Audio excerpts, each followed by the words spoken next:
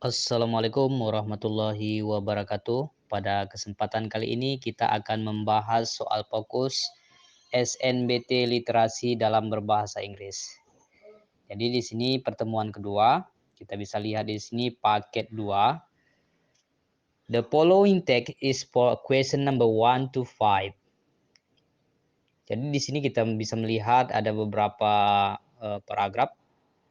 Paragraf pertama, the IELTS or International English Language Testing System is a test for non-native English speakers who may want to study or work in English speaking countries. It offers two types of tests. Speaking countries, it offers type 2 tests, IELTS general training and IELTS academic for student speaking countries. They need to take IELTS academic. In IELTS, for language skill, namely reading, listening, writing, and speaking, are formulated as standard tests. You may see different kind of text in the reading section and listen to various English. Answer in the listening section. In the writing section, you will have to write 2 pages with different terms. In the speaking section, you will converse with a native speaker through a one-on-one session. There are more than 4,000 IELTS test centers you can choose to do at the test center online. However, online IELTS test is not limited to certain countries. The IELTS score is called band, with band 9 being the highest score and band 1 as the lowest score. Your IELTS test is checked by EH, Education Testing Service, certificate expert. Therefore, the test is fair and the score is unbiased. If you want to take IELTS for study purpose, you must prepare well. Here's some useful tips you can do. Number 1. Exercise regularly and give sample time to analyze your weakness in each skill. Number 2. Once you know which part needs improvement, you can allocate more time to practice on it. Number 3. After exercising, you can ask for a discuss with friends about the topic you don't really understand well. And number 4, you can practice speaking with your friend or ask help for teacher. Number 5, try to listen to English, new or podcasts to familiarize yourself with English accent. Number 6, do take break during exercise. You may lose focus if you don't rest.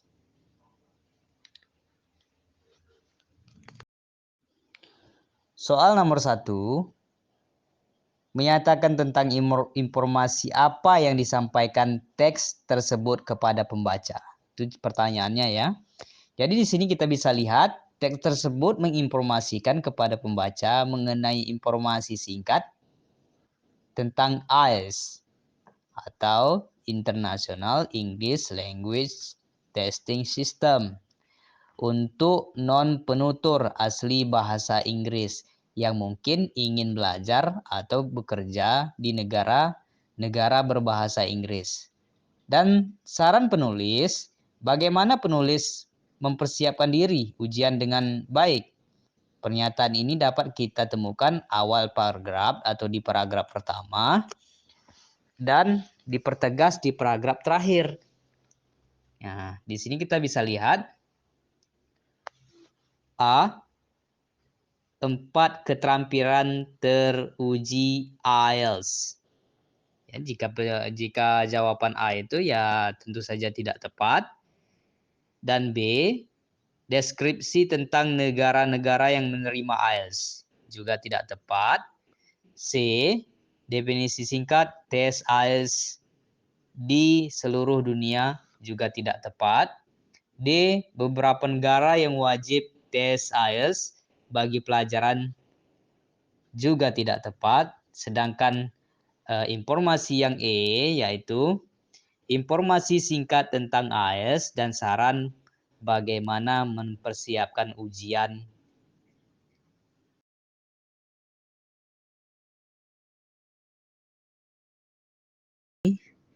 Di dalam teks tertulis alasan mengapa tes IELTS dianggap adil dan tidak memihak merupakan makna tersurat dari paragraf ketiga. Tes IELTS Anda diperiksa oleh ahli bersertifikat atau yang dinamakan dengan ETS atau Educational Testing Service. Oleh karena itu, tes ini adil dan skornya tidak bias, ya. Jadi di antara jawaban A, B, C dan D, A, B, C, D, E. Jadi kita bisa lihat jawaban yang tepat adalah A. Kenapa? Karena skornya diperiksa oleh orang yang disertifikasi oleh ETC. Jadi yang E yang apa itu? Ialah yang tepat. Sedangkan B karena skor diperiksa oleh protokol AS. Jadi ini tidak tepat. Sedangkan C karena tesnya dilakukan oleh ETS. Sedangkan D karena AS adalah tes yang terstandarisasi. Sedangkan E karena tes tersebut disertifikasi oleh ETS. Jadi jawaban yang tepat ialah A.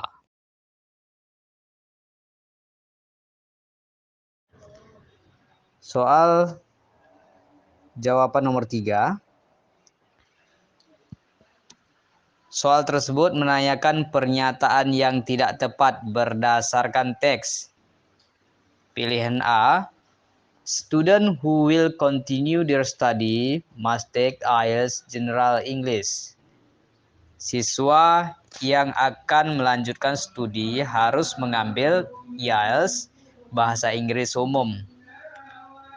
Sama dengan tidak tepat, tidak ditemukan di dalam teks. Sedangkan pilihan B, pilihan C, dan pilihan D, dan juga pilihan E dapat ditemukan di dalam teks secara tersurat. Jadi, jawaban A ialah A, karena di sini kita diarahkan untuk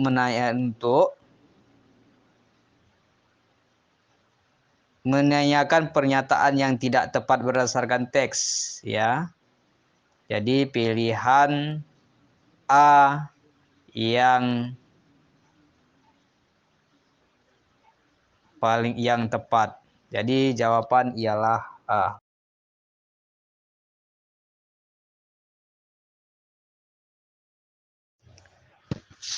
Untuk menjawab soal nomor 4, here some useful tips you can do. Berikut beberapa tips berguna yang dapat Anda lakukan. Kata yang digaris bawahi mempunyai kemiripan dengan kata berikut kecuali apple, applicable, yaitu berlaku. Pointless, tak berarti. Practical, yaitu praktis. D, valuable, yaitu sama dengan berharga. Sedangkan E, handy, atau berguna ya. Pada beberapa pilihan, jawaban soal terdapat kata yang mendekati makna close meaning ataupun dinamakan dengan close meaning. Acuan soal menanyakan kata yang tidak mempunyai kemiripan arti ataupun dinamakan dengan opposite meaning. Maka pilihan jawaban yang paling tepat ialah B.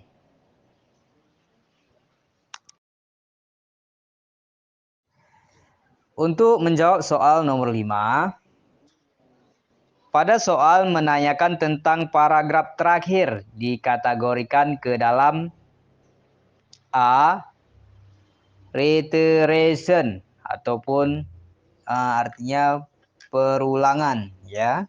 Sedangkan B, conclusion, kesimpulan. C, suggestion, yaitu saran. D, argument, yaitu argumen. Sedangkan E, thesis. Jenis teks soal adalah teks hortatory ataupun hortatory exposition. Sedangkan struktur teksnya adalah paragraf 1 sama dengan tesis, paragraf 2 dan 3 sama dengan argumen, paragraf terakhir recommendation ataupun suggestion. Ya. Pada teks tersebut, penulis menyarankan kepada pembaca beberapa cara ataupun tips berguna yang dapat dilakukan jika memiliki IELTS untuk keperluan belajar. Maka pilihan C jawaban yang tepat.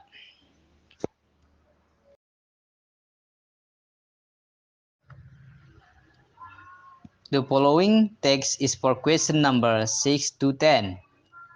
Every language has its own structure known as a grammar.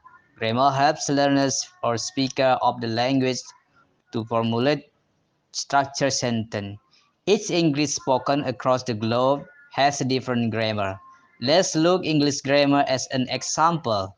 Students who learn English will also learn about S grammar. To put it simply, English grammar deals with how the sentence is written and spoken. We must know and learn about its syntax or arrangement of words and morphology, or we call structure of word. To create comprehensible and meaningful sentence, for example, 1. A model student is completing his final year's project. 2. Some wonderful paintings as a display in the hub for a week. 3. A book read on is the table. 4. A little girl on the floor playing is.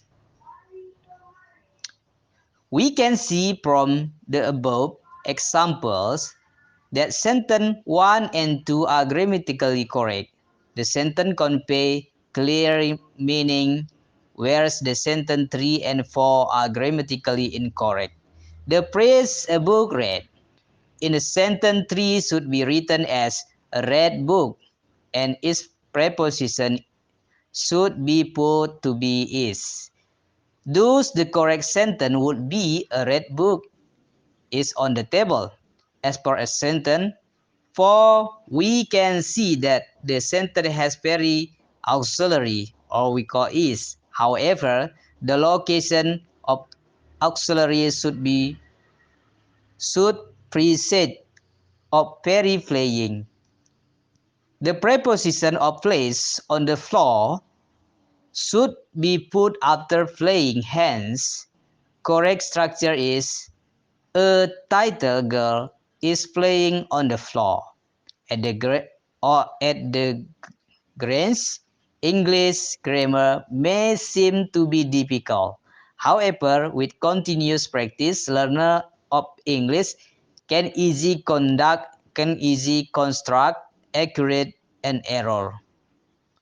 Pre-sentences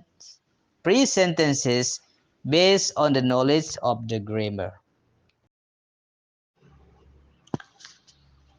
Untuk menjawab soal nomor 6, soal menanyakan tentang apa yang diceritakan teks tersebut kepada kita sebagai pembaca atau menanyakan kesimpulan tersirat. Penulis berdasarkan teks. Ya. Di sini kita bisa lihat pilihan A, what constitutes as a good and bad grammar? Apa yang dimaksud dengan tata bahasa yang baik dan buruk? Sedangkan pilihan B, definition of grammar and the examples, pengertian tata bahasa dan contohnya. Sedangkan C, grammar to communicate in life, tata bahasa untuk berkomunikasi dalam kehidupan.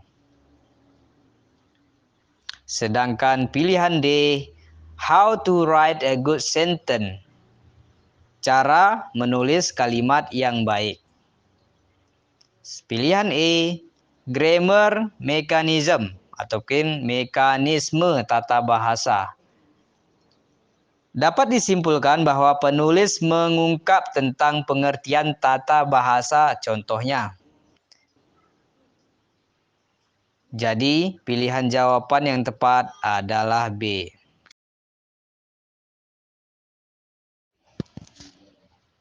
Soal nomor 7. Soal ini menanyakan tentang makna dari kalimat each English program across the globe has different grammar. Setiap program bahasa Inggris memiliki tata bahasa yang berbeda. Pilihan A, English grammar is different from English Indonesian grammar. Tata bahasa Inggris berbeda dengan tata bahasa Inggris Indonesia.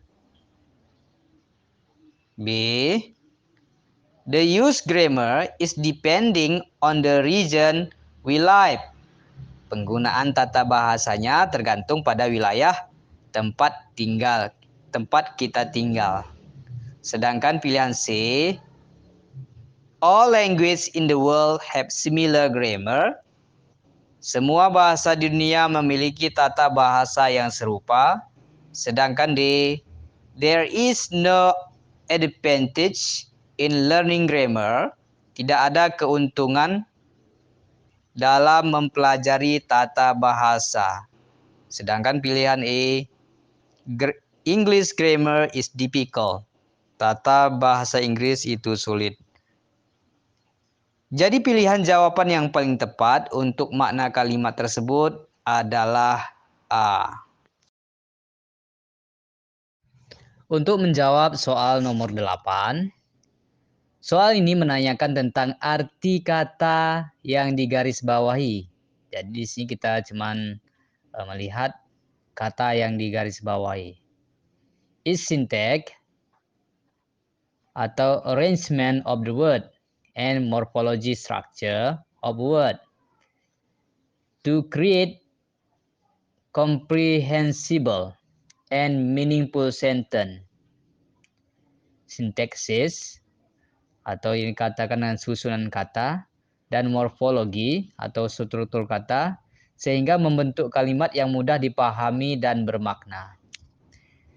Coba kita lihat di sini pilihan A, understandable, dapat dimengerti jika kita artikan dalam bahasa Indonesia. Sedangkan B, complicated, rumit. Sedangkan C, unreadable, tidak dapat dibaca. Sedangkan pilihan D, confusing, membingungkan. Sedangkan E, unknown, tidak dikenal. Jadi pilihan jawaban A ialah jawaban yang tepat.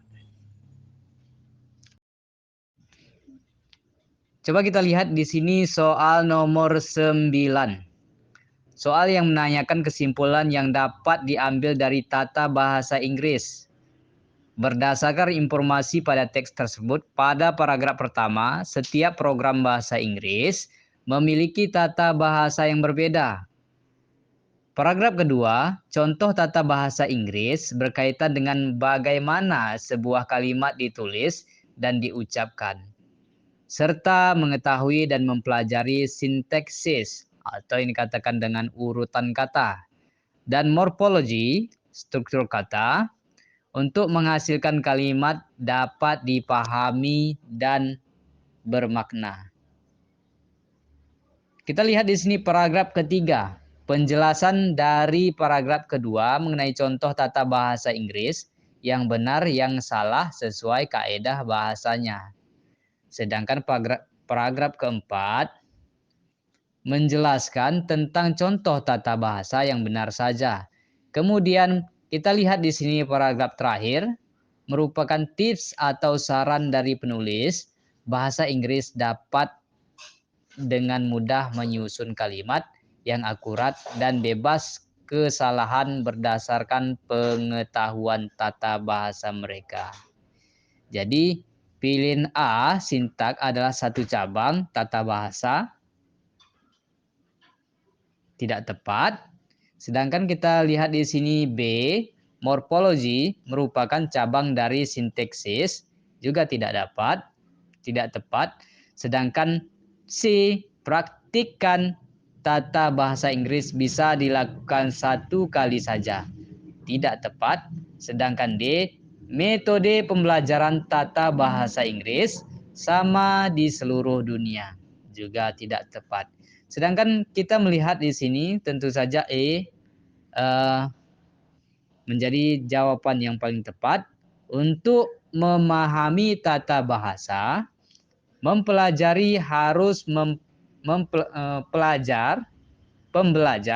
harus mempelajari tentang sintak dan morfologi. Ini ialah jawaban yang tepat. Jadi pilihan jawaban tepat adalah E untuk nomor 9. Coba kita lihat di sini soal nomor 10. Soal tersebut menanyakan tentang makna yang tersirat dari kalimat. Learners of English can easily construct accurate and error pre-sentence based on their knowledge of grammar. Pelajar bahasa Inggris dapat dengan mudah membuat kalimat yang akurat dan bebas kesalahan berdasarkan pengetahuan mereka tentang tata bahasa. Kita bisa lihat di sini pilihan A. Tata bahasa yang baik akan memberikan efek yang baik pada kalimat yang baik. Sedangkan pilihan B, siswa dapat menulis kalimat sebelum mempelajari tata bahasa. Sedangkan C, tata bahasa mempunyai kontribusi positif bagi siswa dapat menulis kalimat. Pilihan D, meskipun siswa tidak memiliki pengetahuan tata bahasa, mereka dapat menulis kalimat dengan baik. E, pemahaman tata bahasa yang baik akan memungkinkan siswa menulis kalimat yang benar secara tata bahasa.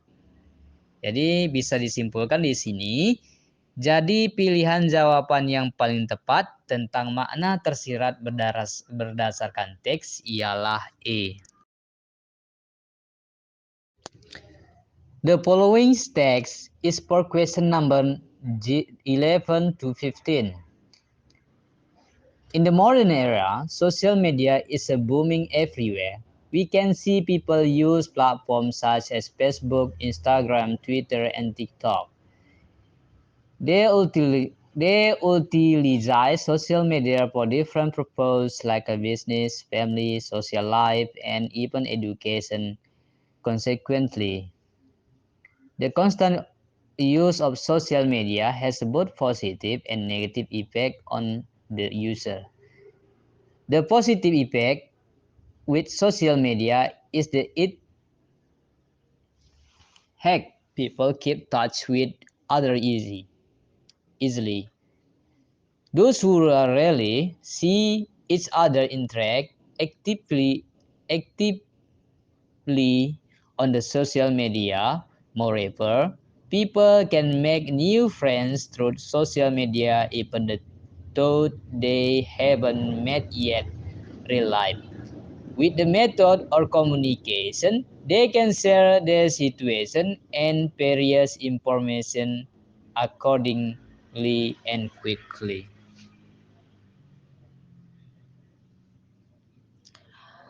On the other hand, social media also deliver negative impact.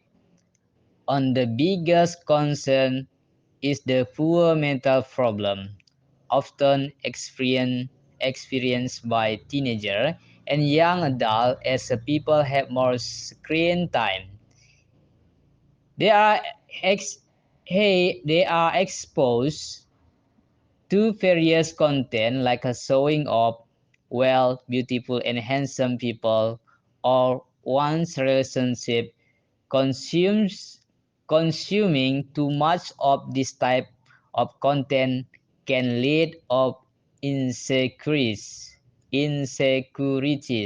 and unrealistic expectation.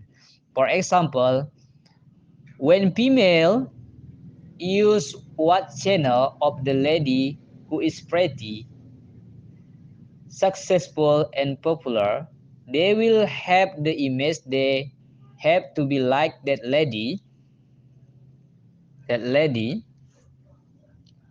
who is pretty, successful and popular. They will have the image that they have to be like that lady, thus they will unconsciously compare themselves. So that person, which may cause low self-esteem and even worse, eating disorder. As they are obsessed with the see, they may also develop anxiety and depression. Sadly, social media users who spend a lot of their time on it are most likely prone to have a depression. When they become depressed, they will ruin both their physical and mental health. Often, they will also develop communication problem in real life.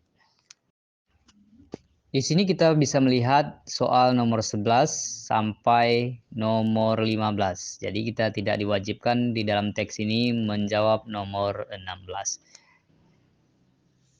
Pada soal ini menanyakan teks tersebut menjelaskan tentang apa? Topik utama atau gagasan pokok dalam wacana pada umumnya terdapat pada awal paragraf atau paragraf deduktif. Kita bisa melihat di sini pilihan A, the importance of social media atau pentingnya media sosial.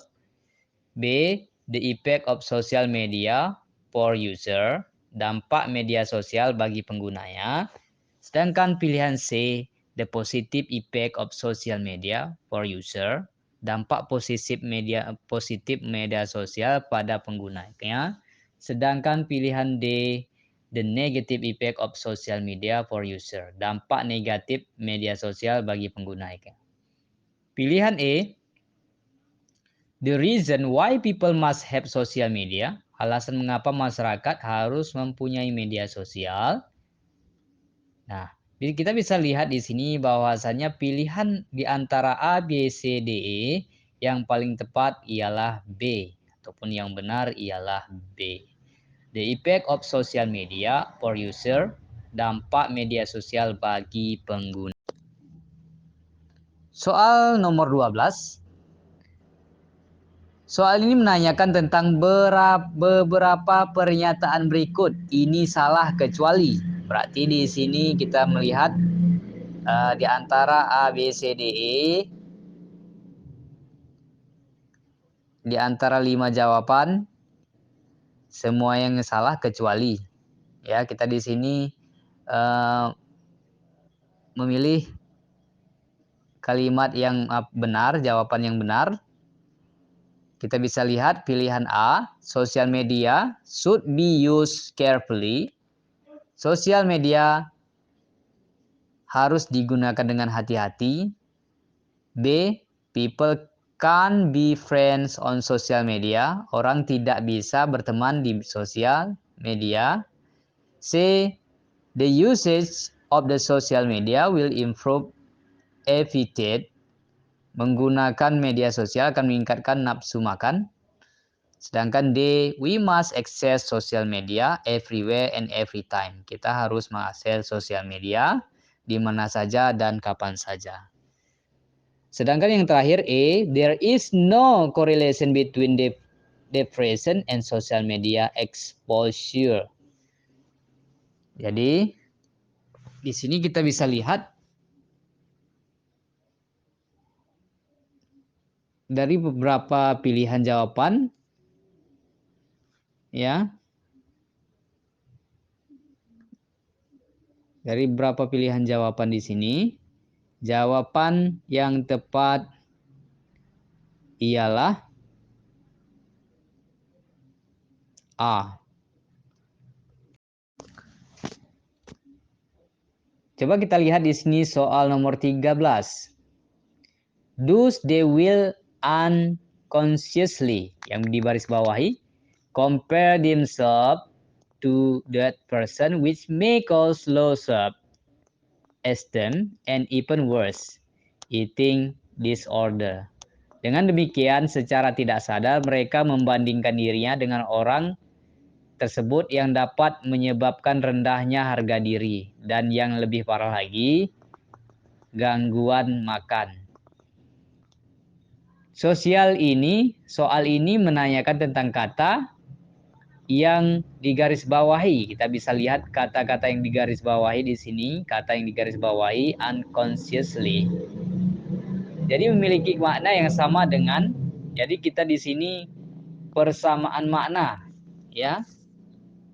Kata-kata unconsciously dengan kata A, B, C, D, E yang mana yang paling tepat? Unknowingly, tanpa disadari. Consciously, secara sadar. Deliberately,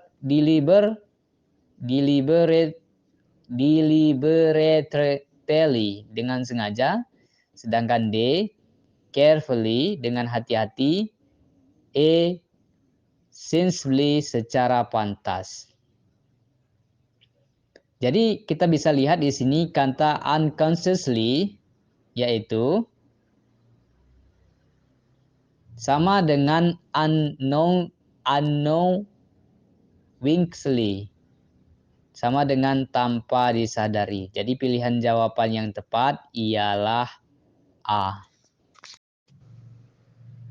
Soal 14. Soal menanyakan tentang hal-hal yang disebut dalam teks berikut kecuali. Di sini ada kata-kata kecuali.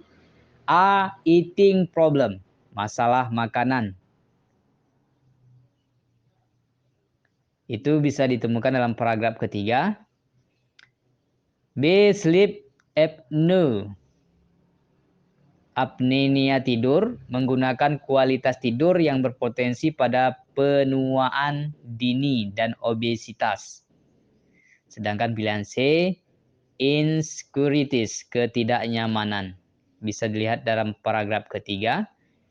Sedangkan D, depression, depresi, bisa dilihat paragraf ketiga, paragraf keempat. Sedangkan E, obsesi, paragraf keempat.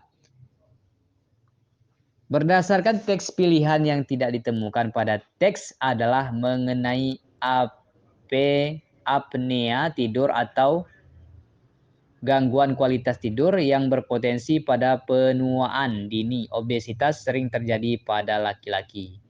Jadi pilihan B adalah yang tepat.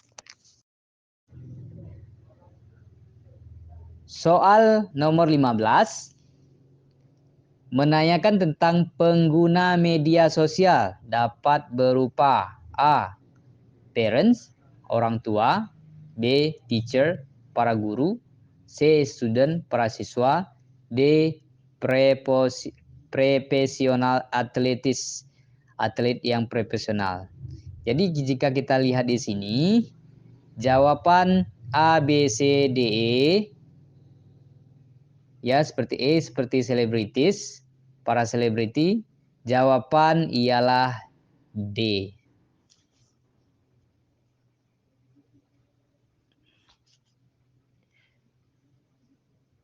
Dari beberapa pilihan jawaban semua memiliki peran dalam pengguna media sosial, tapi tidak semua bersifat produktif untuk semua kalangan. Salah satu penggunaan media sosial yang paling perlu untuk dipublikasi adalah pilihan jawaban D. Mengapa demikian?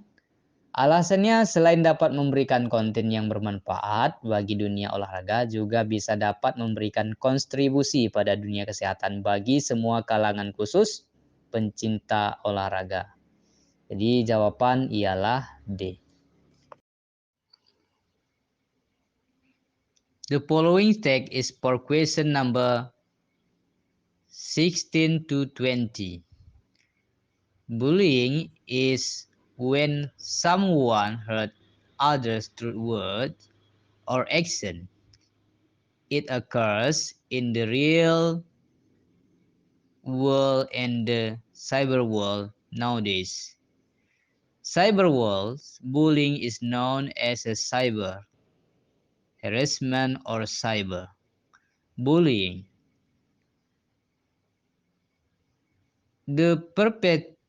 The perpetrators use social media to attack their targets. Most of the time, the online harassment contain hatred, insult, and even death threats. Sometimes, the bullies are using anonymous account. The cyberbullying has massive effect on the person's self-confidence. It can lead to anxiety, depression, and eating problems.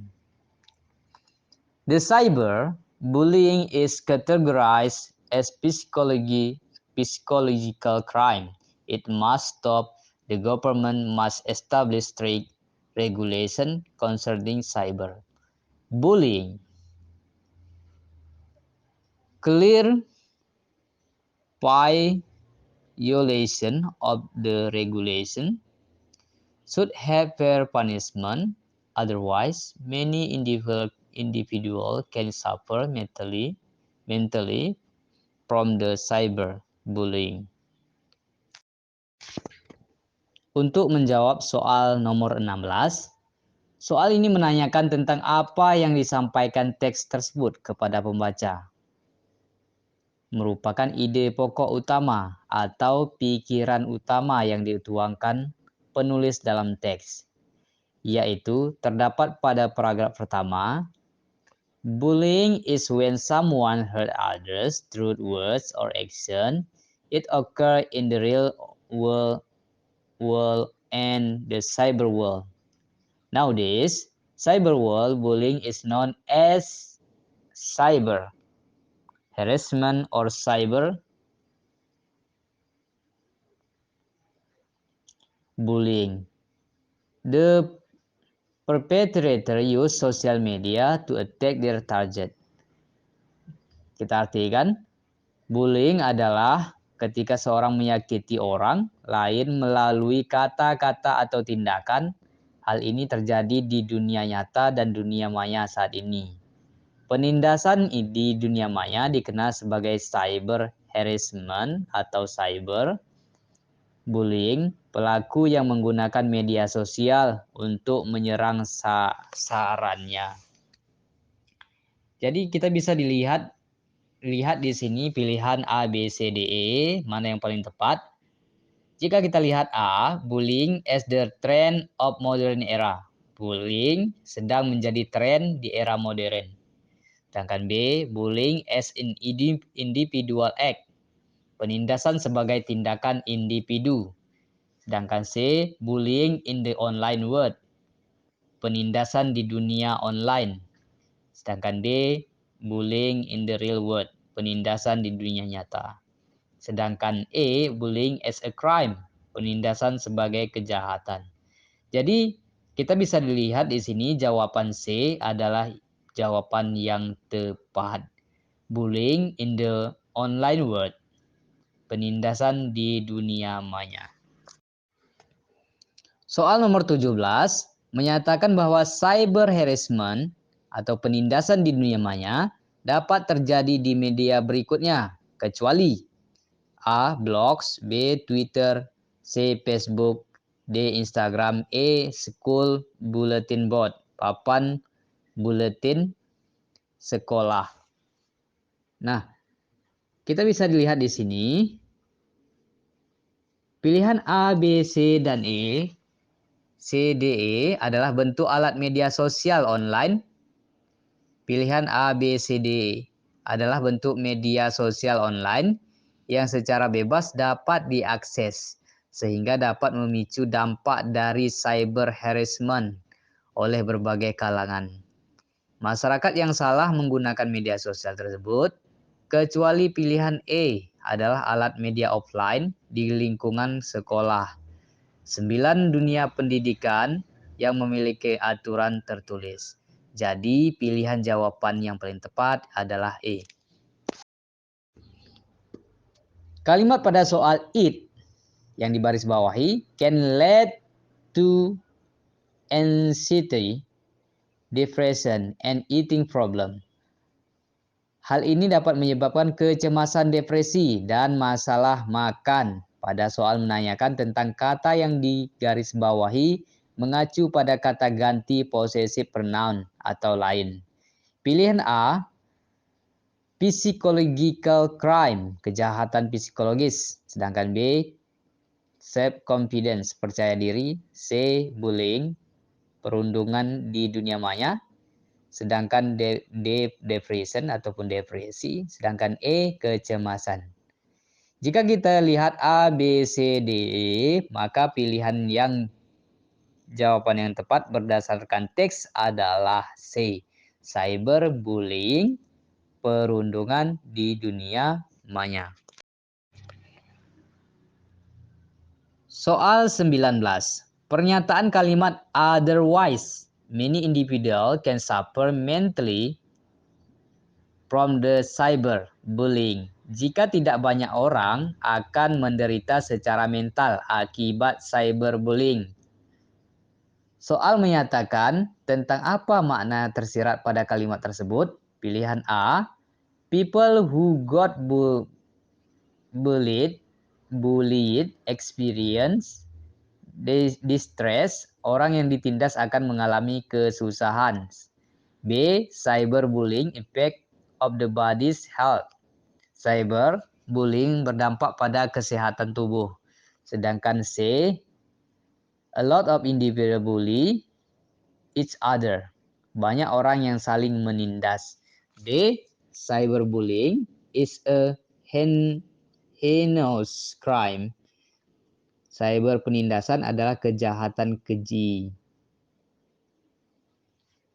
Sedangkan E, the bullies had mental illness. Para pelaku intimidasi memiliki penyakit mental. Maka kata yang paling tepat pada kalimat tersebut secara tersirat adalah A.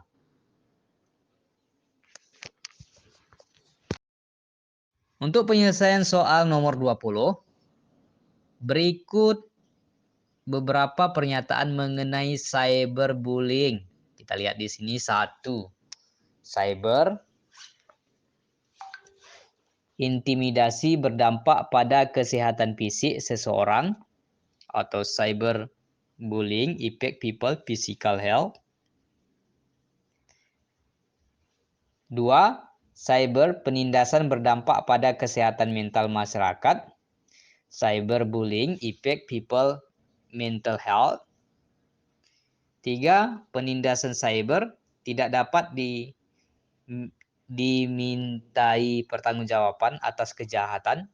Cyberbullying can't be held accountable for the crime. Po, 4. Kejahatan dunia maya mempengaruhi kehidupan masyarakat. Cybercrimes affect people life. Soal menanyakan tentang pernyataan mana yang benar berdasarkan teks antara lain. Kita lihat di sini A 1, B 1 dan 2, C 1, 2 dan 4, D 1, 3 dan 4, E 1, 2, 3 dan 4. Jadi jika kita lihat A, B, C, D, E, maka paling tepat ialah C jawabannya.